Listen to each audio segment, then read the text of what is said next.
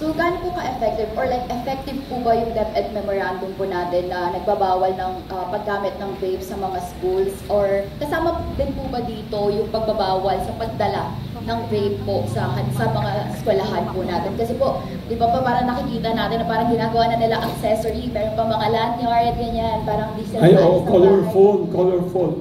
Yes po. So, ano po yung, gaano po ba ka-effective yung memorandum po na ito?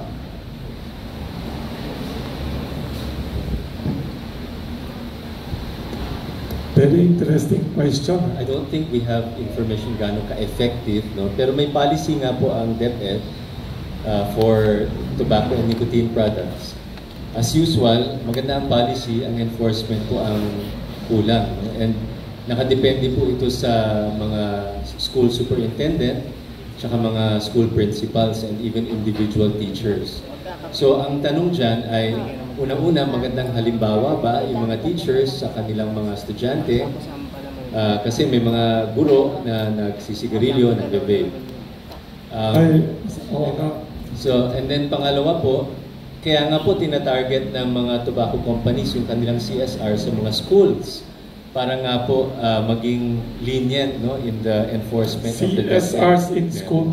So, we hope na ngayon na may bago tayong Secretary of Education, there will be commitment po to enforce, no? Secretary Angara is known naman to be a champion of education.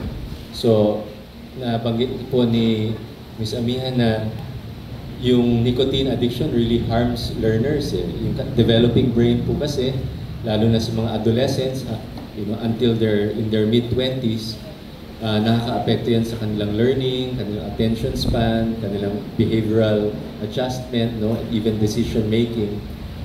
We have to protect them from the youth, from the nicotine industry talaga. So, panawagan siguro to, no, para sa ating mga DepEd officials na gawin yung kanilang responsibility sa mga kabataan.